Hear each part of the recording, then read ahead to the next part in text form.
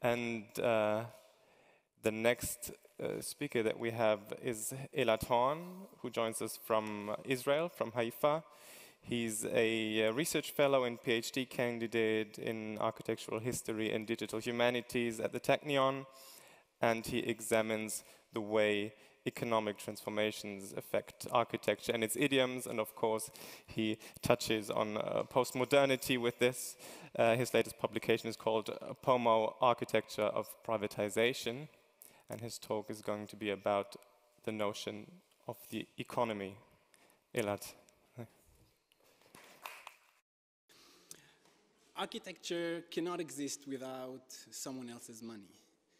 At its most basic form, a building is an economic enterprise that cannot turn into reality without significant investment of capital, as it involves real estate financial schemes, plenty of professional expertise and material extraction, processing, and transportation.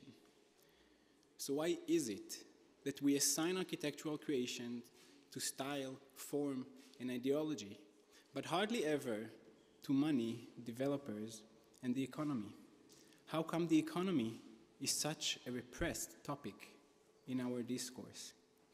Assuming that separating architectural expression from architectural production prevents a fuller understanding of the mechanisms that drive architectural change, I'll briefly explore the possible interplay of economy and architecture to question the gap within modern architecture.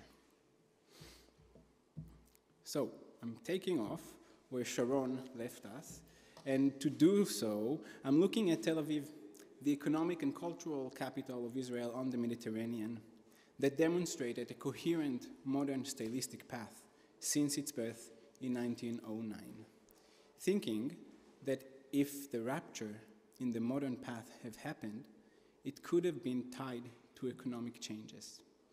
The city's rapid expansion in the 30s is well known today to have been conducted and constructed under the ethos of modern architecture and the international style. It was later acknowledged as UNESCO's White City of Tel Aviv, or as others would call it, an endless field of plastered white boxes. Later, after Israel's independence in 1948, the city took a predicted take toward post-war modernism with brutalist raw concrete administrative headquarters and public housing projects. This style was praised as being characteristic of the Israeli spirit for its roughness, austerity, and functionalism. This praised functionalism slowly directed local architects toward its bare minimum, sometimes referred to as constructors' boxes.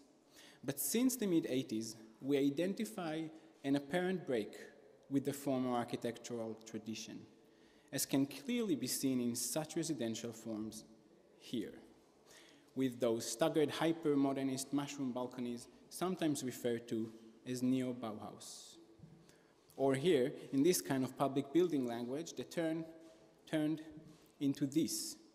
Usually such changes are disregarded as the ugly postmodern fad, but I refuse to do so. Trying to better understand that shift, I found the very limited local literature on this period to be focused mainly on stylistic reasoning and on the ideological break with post-war modern architecture. So I directed my search to the modern architectural historiography. There I found that although the founders did tend to focus on the creative forces of protagonists that allegedly pushed forward new architectural styles, since the 1960s, a new generation of theorists forged other historiographical paths. Building on earlier sociologists that viewed money as a rationalizing vehicle of the modern city, they called for a critical analysis of architecture's operative externalities, especially its relationship with the economy, which has been further affected by the rise of neoliberal politics and practices, has been discussed throughout the 90s. But since then, not much have been done.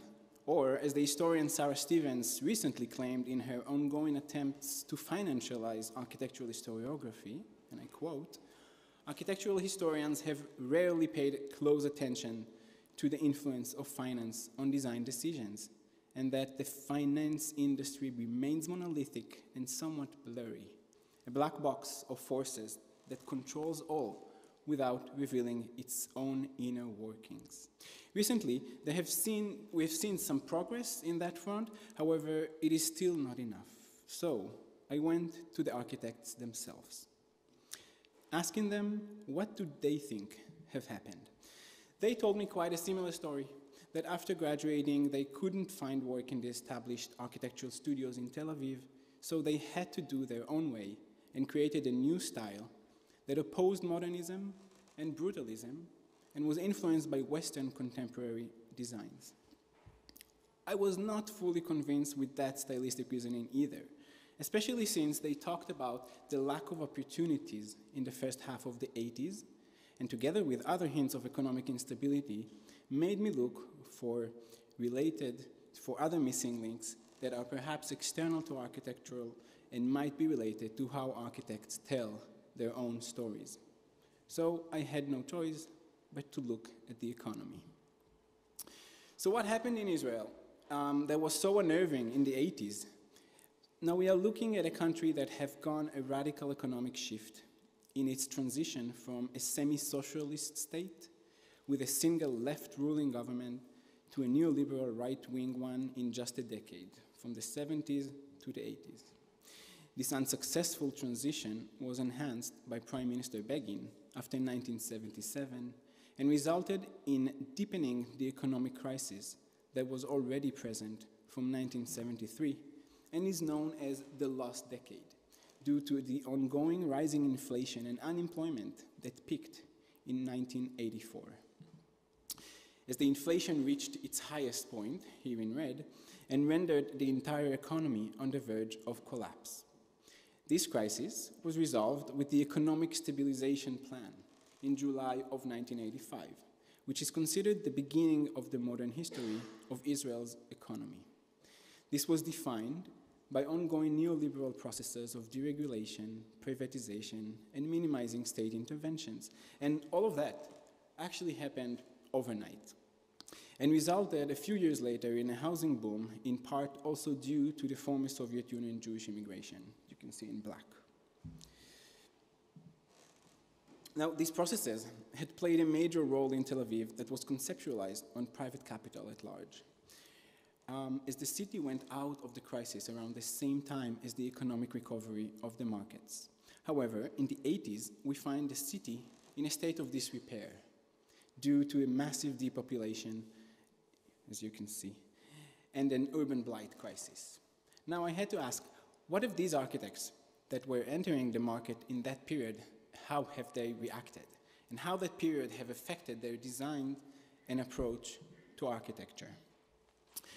By tracing, quantifying, and mapping the 3,500 residential and commercial buildings built in the city in that period, I could see that the construction field experienced a drastic reduction in volume, as you can see here, in the mid-80s, that resulted in a deep recession in new architectural commissions, which hit harder on the more established and experienced architectural firms.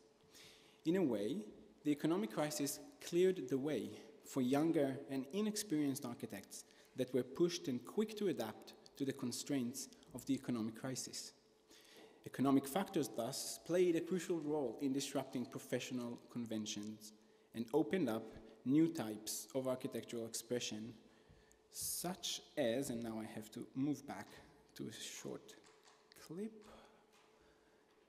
I'm trying to. Okay. That's difficult. Yeah. Okay. Well, that's a surprise.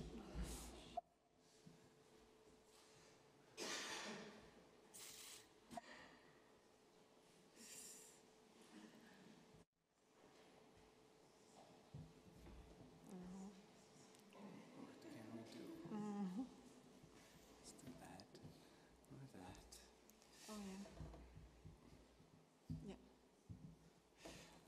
success. I just want to show you a short clip, original from the 80s, and introduce Simona Barsaghi.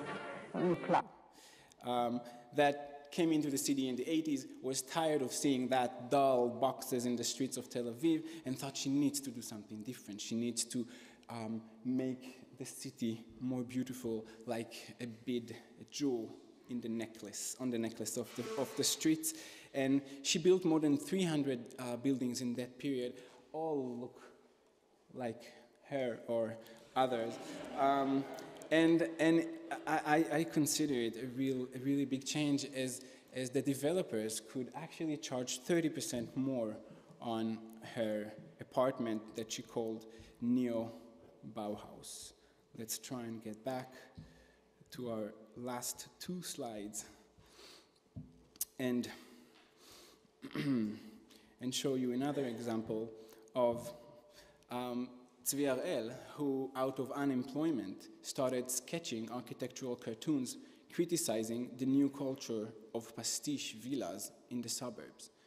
In this one, he offered to pile them up and make a tower out of them and back into the city.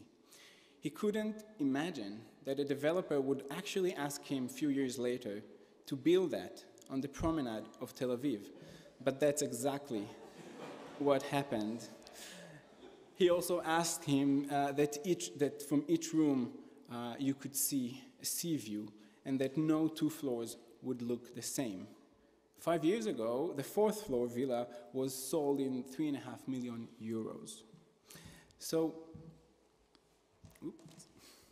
this new language, to conclude, this new language of architecture is like a bone in the throat of modern white architecture, and is easily being disregarded.